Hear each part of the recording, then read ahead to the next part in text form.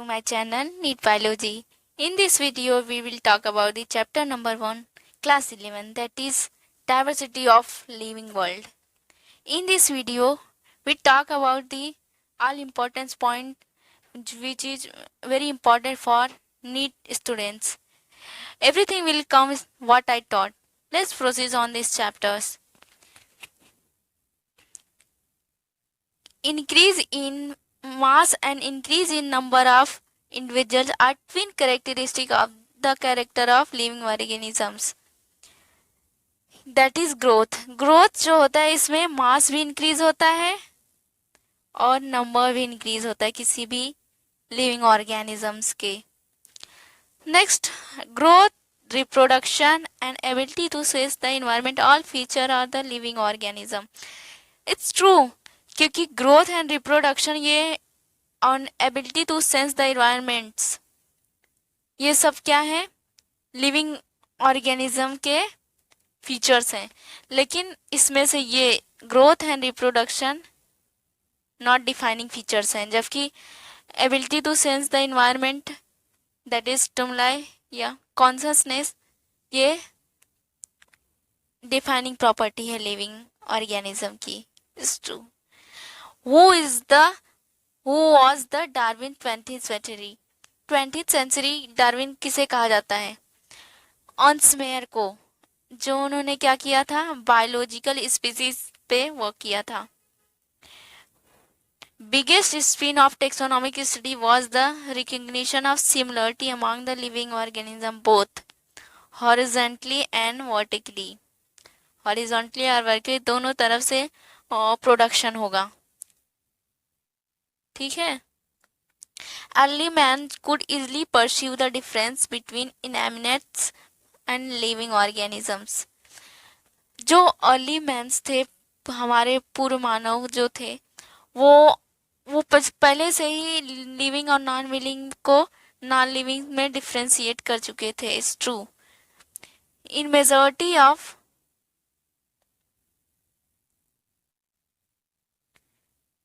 Higher animal and plant growth and reproduction are mutually exclusive events होते हैं. जो higher animals और plants हैं उसमें ग्रोथ एंड रिप्रोडक्शन जो होता है अलग अलग इवेंट्स हैं. जैसे यूनिसेलुलर ऑर्गेनिजम्स में बैक्टीरिया या अमीबा हुए, उनमें इंक्लूसिव इवेंट्स होते हैं. ग्रोथ एंड रिप्रोडक्शन एक ही होता है, तो इनमें डिफरेंस होता है, इसलिए ट्रू है. What is the common method of multiplication among the fungi, filamentous algae and Protonema of mosses? ये तीनों जो है मल्टीप्लाई करते हैं बाय फ्रेगमेंटेशन. कौन कौन से? Fungi, filamentous algae and protonema of mosses. Let's proceed on next. Reproduction is not to taken a defined characteristic of living organism. Why? क्योंकि कुछ ऐसे लिविंग ऑर्गेनिजम्स हैं जैसे म्यूल्स हुआ, इनफर्टाइल कपल्स हुए एंड कुछ वर्कर बीज हुए जो रिप्रोडक्शन नहीं कर सकते, लेकिन वो लिविंग ऑर्गेनिज्म हैं, इसीलिए रिप्रोडक्शन डिफाइनिंग फीचर नहीं है किसी भी लिविंग ऑर्गेनिज्म का. मेनी ऑर्गेनिज्म तो कैन नॉट रिप्रोड्यूस. समझे? यूनिसेल्युलर ऑर्गेनिज्म लाइक बैक्टीरिया, कुछ यूनिसेलुलर जैसे एल्गीज हुए, कुछ अमीबा हुए, जो जिसमें रिप्रोडक्शन एंड ग्रोथ एक जैसा होता है. उनमें जैसे अमीबा हुआ तो उनमें डिवीजन जैसे हुआ तो दो दो अमीबा बन गए. इनमें डिवीजन हुआ, ग्रोथ हुआ और रिप्रोडक्शन भी हुआ, दो न्यू ऑर्गेनिजम्स बन गए. ठीक है.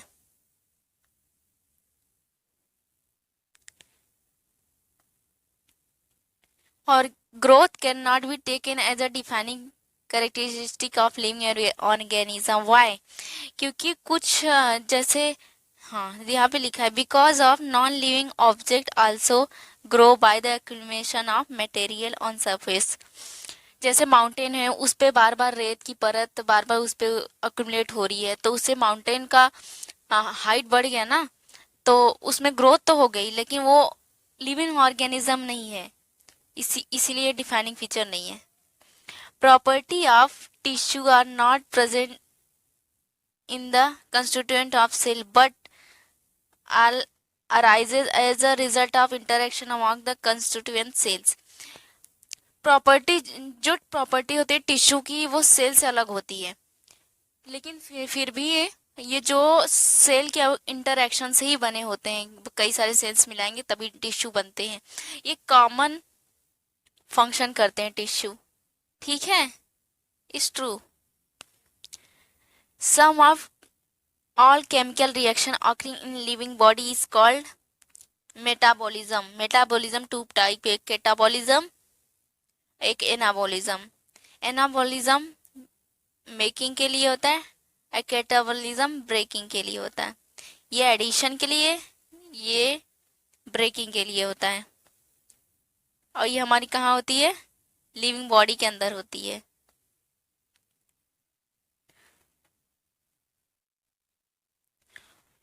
What is the most obvious and technically complicated feature of a living organism? That is consciousness.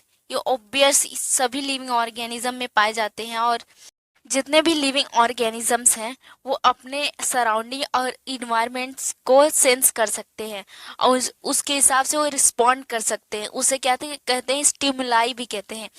तो उससे कॉन्शसनेस क्या है? एक डिफाइनिंग फीचर है जिसमें ऑल लिविंग ऑर्गेनिज्म में ये ऑब्वियस है। ऑल लिविंग ऑर्गेनिज्म में ऑब्वियस है।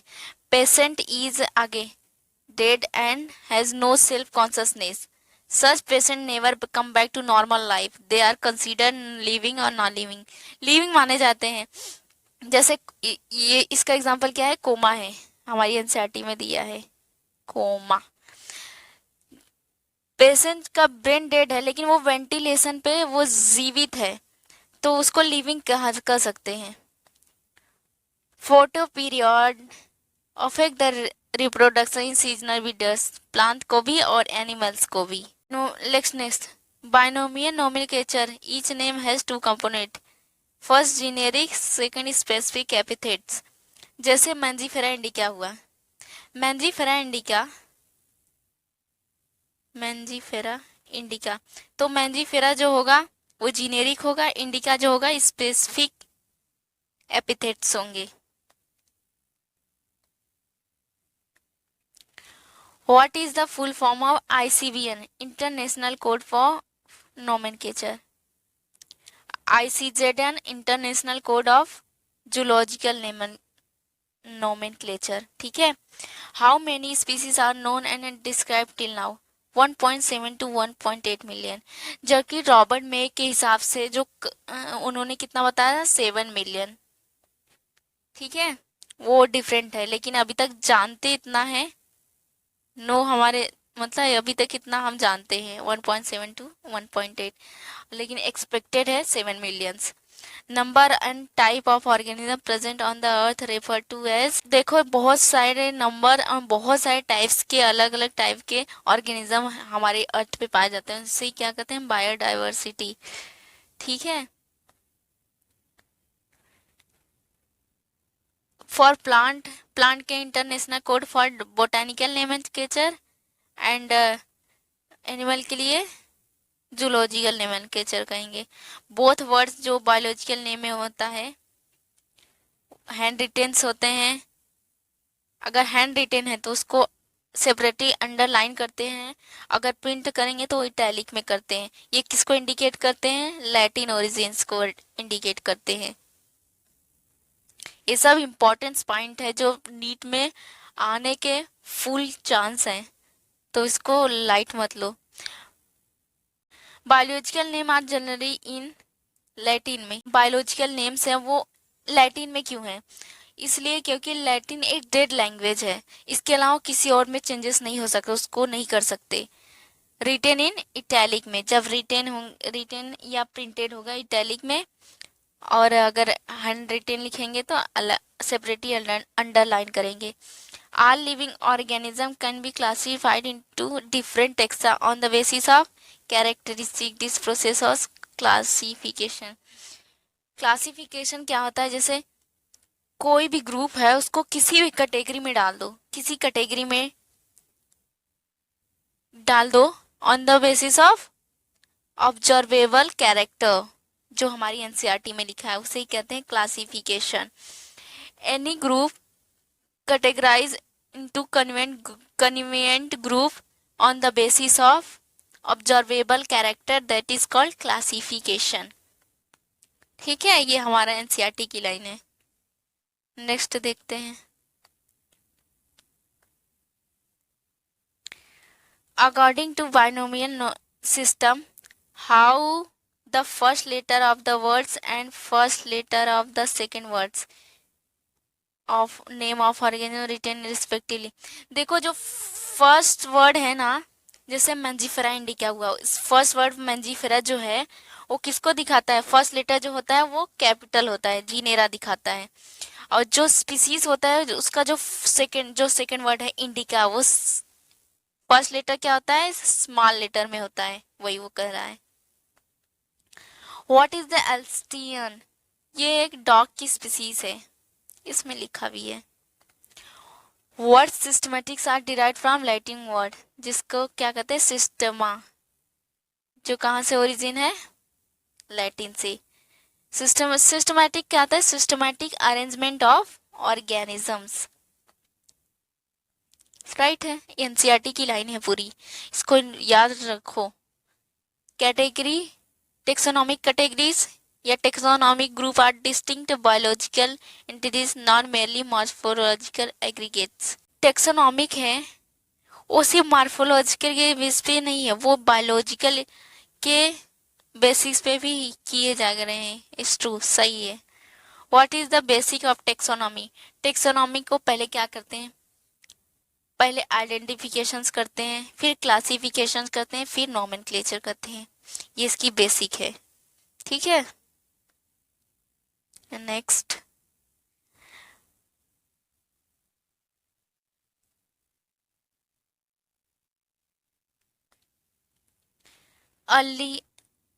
Earliest classification based on the, किस पे बेस्ड थे? अर्लीस्ट जो हम क्लासिफिकेशन के, वो जो ऑर्गेनिज्म है उसका यूज और उसका economical importance in our life, उस बेसिस पे क्लासिफिकेशन किया था, लेकिन बाद में इसको चेंज किया गया, जैसे फिजियोलॉजी पे, एनाटॉमी पे, मार्फोलॉजिकल कैरेक्टर पे और इवोल्यूशनरी रिलेशनशिप पे। ठीक है, नेक्स्ट 30 क्वेश्चंस ऑलमोस्ट होने वाले। Genus comprise the group of related species which has more character in common in comparison to species of other genera. Genus किसे कहते हैं? Group of related species. Group, सही है। जीनस क्या होता है? ग्रुप ऑफ रिलेटेड स्पीसीज, जो अलग जीनस से डिफरेंट होंगे। एक स्पीसीज के अलग जीनस, दूसरे स्पीसीज के अलग जीनस। जैसे हमारा एग्जांपल आता है, सोलेनम एक जीनस है जिसमें क्या क्या क्या पाए जाते हैं? पोटैटो, ब्रिंजल, टोमेटो, और ये अलग है। और पैंथेरा अलग है। देखो पैंथेरा भी एक जीनस है जिसमें लायन, लेपर्ड, टाइगर ये सब पाए जाते हैं। ठीक है, तो ये डिफरेंट है, वही बता रहा है वो। फेलिडी एंड फेलिडी क्या है? फैमिली। फेलिस क्या है? ये जीनस है। फेलिस में क्या आता है? कैट आता है। ठीक है, right the scientific name of human को होमोसेपियंस। ऑब्वियसली साइंस के स्टूडेंट हो तो तुम्हें पता ही होगा। Potato, Solanum tuberosum, leopard, Panthera, pardus, ये सब जीनस है। देखो ये सब जीनस है। पोटैटो का कौन सा जीनस है? Solanum, Solanum. And leopard, Panthera. Solanum genera हुआ, पेटूनिया, धतूरा, ये सब जो जीनेरा है वो कौन सी फैमिली में जाते हैं? हमने पढ़ा है मॉर्फोलॉजी में, वो है सोलेनेसी।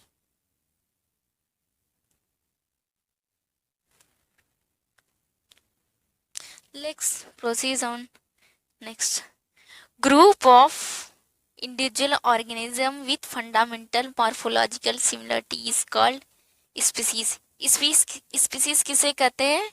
जिसकी फंडामेंटल मॉर्फोलॉजी सिमिलर हो।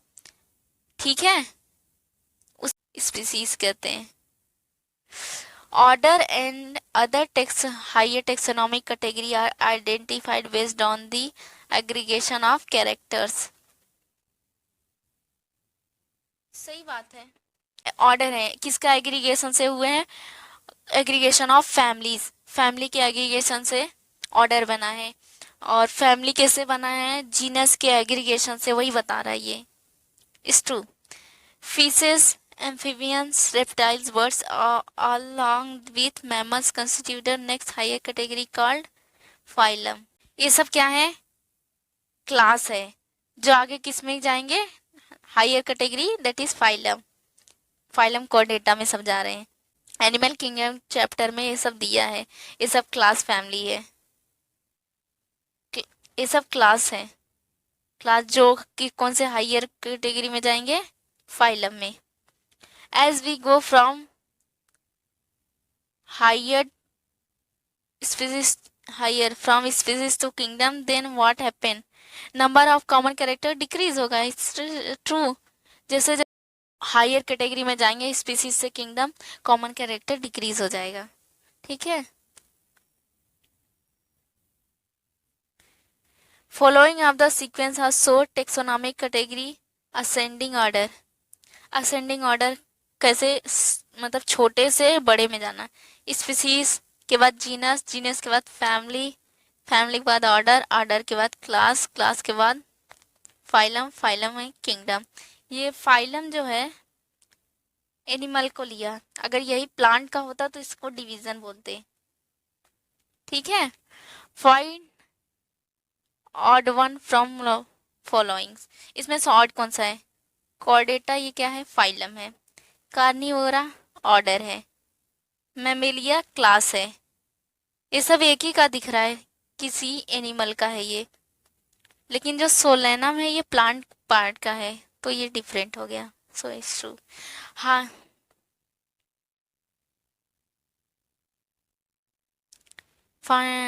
higher the category, greater is difficulty to determine the relationship to the other text at the same level। Why? Because common character decreases. हमने हमेशा देखा कि जैसे हम ऊपर जाएंगे असेंडिंग ऑर्डर में स्पीसीज से किंगडम तक, तो कॉमन कैरेक्टर डिक्रीज होंगे, तो हम डिफाइन नहीं कर पाएंगे इजिली उनके रिलेशनशिप्स को। नेक्स्ट हमारा है मैच द कॉलम है, देखते हैं। अच्छा है। मैन जो होते हैं इसको क्या बोलते हैं? Homo sapiens. House fly Musca domestica. Mango Mangifera इनका तो हर बार आता है। Wheat Triticum aestivum. देख लो, आप लोग मिला लो।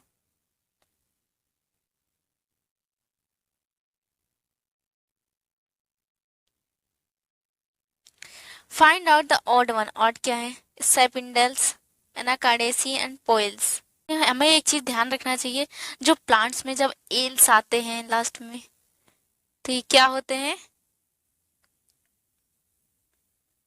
ऑर्डर होते हैं। और जब एसी आते हैं उस वो क्या आता है? फैमिली होते हैं। तो ये दोनों क्या है? ऑर्डर है। ये फैमिली है। किसका ये है? पूरा बता रहा है मैंगो का। देखो मैंगो का मैं फिर भी पूरा बता देती हूँ। जो बायोलॉजिकल नेम है उसको मैंजीफेरा इंडिका कहते हैं, और उसका जो जीनस है मैंजीफेरा, उसका फैमिली एनाकार्डेसी। देखो ऑर्डर सेपिंडल्स, क्लास टाइकोटिलिडनाe, और क्लास हो फाइलम हो गया इसका, या डिवीजन इसको कहते हैं एंजियोस्पर्म हो गया।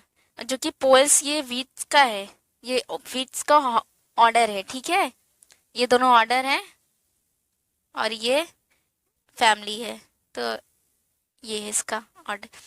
ए एंड बी को हमें पहचानना है इसमें। ट्राइटिका एस्टिवम ये वीट का है, ये उसका जीनस है।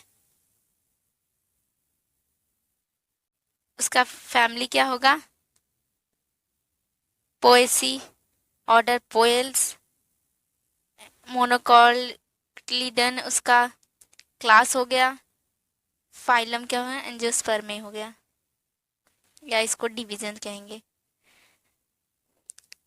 देखो, हर्बेरियम एक ऐसा है जो प्लांट को ड्राइड, प्रेस्ड एंड प्रिजर्व करते हैं सीड पर।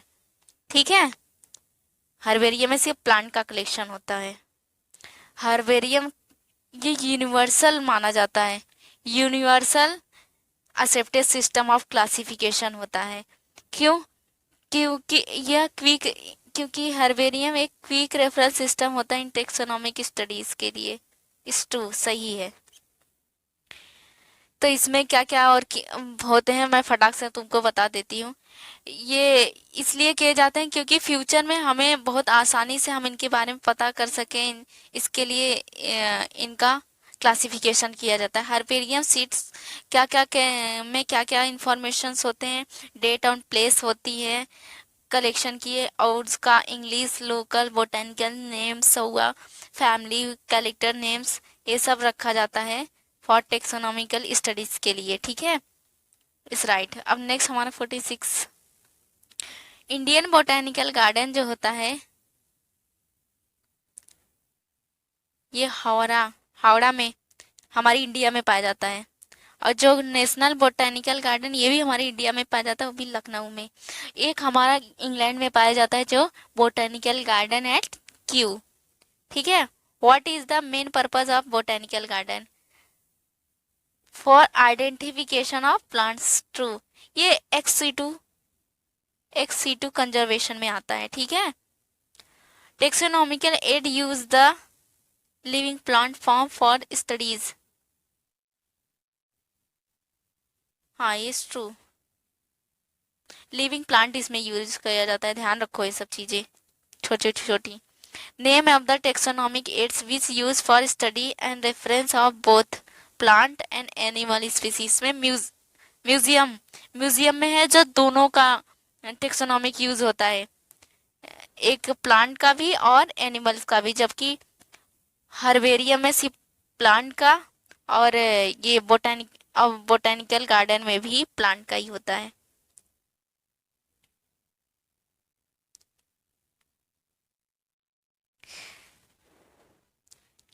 Name of the taxonomic aid where wild animal are kept in protected environment under the human care, इसको जूलॉजिकल पार्क कहते हैं। इस टू, ये भी एक्स सी टू कंजर्वेशन में आता है। ठीक है, किसी एक्स सी टू कंजर्वेशन किसे कहते हैं? जब हम एनिमल या को किसी प्रोटेक्टेड एरिया में, उसके एनवायरनमेंट से किसी प्रोटेक्टेड एरिया में कंजर्व करते हैं तो उसे एक्स सी टू कहते हैं। What is the main M of zoological park? Learn about the food habitats and behavior of a wild animal. Okay, की हमारा नेक्स्ट टेक्सोनॉमिकल एड्स क्या है? की क्या होता है? Pair of contrasting character. Contrasting character मतलब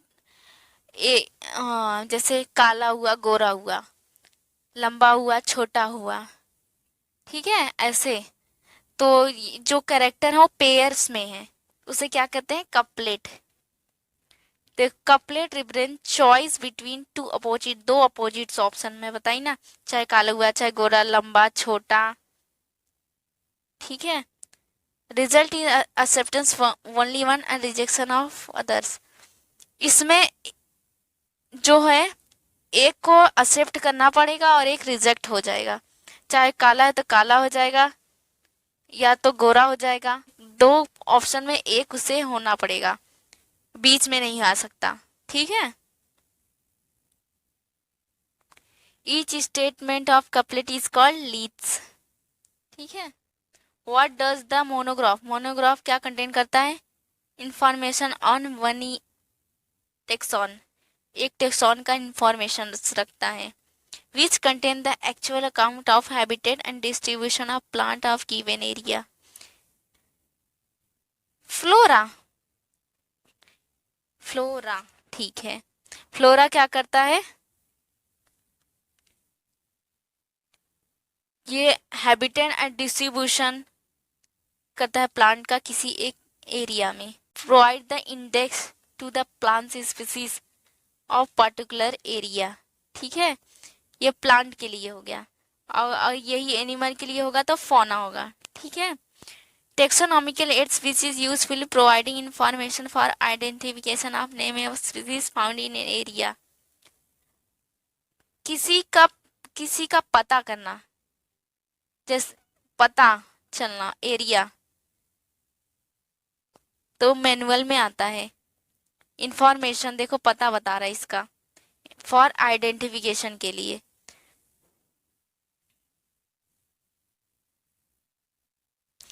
taxonomics prepare and disseminate the information. Taxonomic कैसे स्प्रेड करते हैं अपने इंफॉर्मेशन को? मैनुअल, मैनुअल में क्या हमने पढ़ा? इंफॉर्मेशन किसके लिए? Identification of name of species उस एरिया में। A monograph contain information only one taxon, ठीक है, ये डिसेमिनेट करता है इंफॉर्मेशन को, ये दोनों, manual and monograph. Taxonomic study of the various species of plant and animals are useful in agriculture, forest industry and general for knowledge or was true। Taxonomy की study का हम लोग इसीलिए उपयोग कर रहे हैं ना, हम ज़्यादा से ज़्यादा प्लांट एंड एनिमल को समझ सके और उनका उनका यूज हम कर सकें अपनी लाइफ में। Who gave the two kingdom system? Of course Carolus Linnaeus ने। फाइव किंगडम सिस्टम किसने दिया था? विटकर ने, आर.एच. विटकर ने। हमारा जो चैप्टर है वो कंप्लीट हो गया, लिविंग वर्ल्ड। तो ये जितनी भी मैंने पॉइंट्स पढ़ाए हैं वो बहुत ज़्यादा चांस है कि नीट के पेपर में एक क्वेश्चन सेम टू सेम आ जाए, तो प्लीज़ इसको थोड़ा इम्पोर्टेंस दो। और अगर मेरा लेक्चर तुम्हें अच्छा लगा तो प्लीज़ लाइक और सब्सक्राइब ज़रूर करना।